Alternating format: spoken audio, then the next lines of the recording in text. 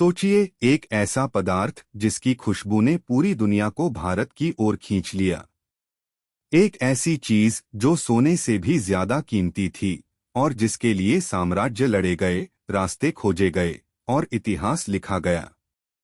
जी हाँ, हम बात कर रहे हैं मसालों की, भारत के उन जादुई खजानों की जिन्होंने सिर्फ हमारे पकवानों को ही नहीं बल्कि पूरी दुनिया और खुद भारत के भाग्य को भी बदल कर रख दिया। प्राचीन काल से ही भारत मसालों की भूमि के रूप में जाना जाता था।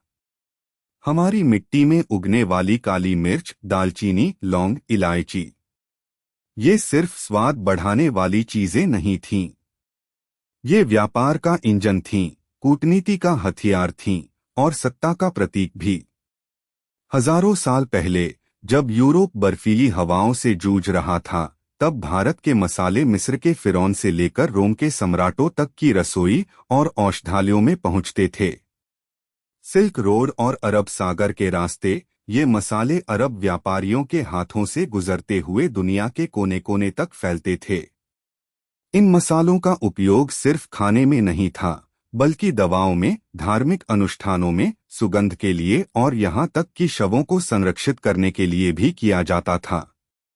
लेकिन कहानी में सबसे बड़ा मोड़ तब आया जब यूरोपीय शक्तियों ने इन मसालों पर सीधा नियंत्रण पाने का सपना देखा। पुर्तगाली नाविक वास्को द गामा का 1498 में कालीकट पहुंचना सिर्फ एक समुद्री यात्रा नहीं थी, यह एक ऐसी घटना थी जिसने भारत और यूरोप के संबंधों को हमेशा के लिए बदल दिया। पुर्तगाली आए, फिर डच, अंग्रेज और फ्रांसीसी। उनका मकसद साफ था, मसालों का एकाधिकार। इस मसाले के लालच ने भारत को कई तरह से बदला।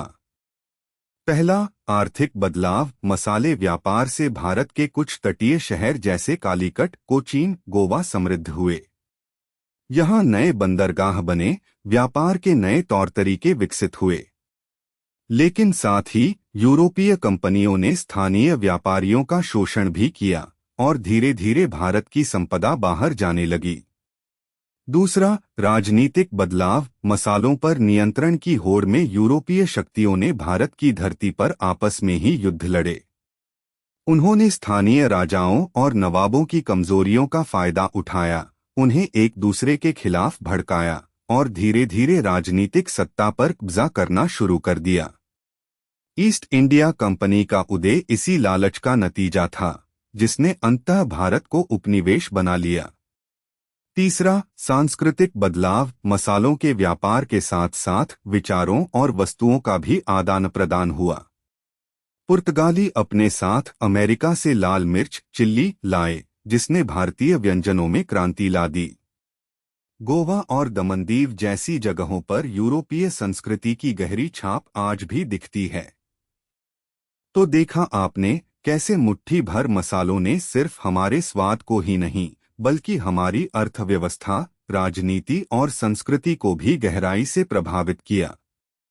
मसालों ने भारत को दुनिया से जोड़ा, उसे समृद्ध किया, लेकिन साथ ही उसे उपनिवेशवाद की बेड़ियों में भी जकड़ दिया।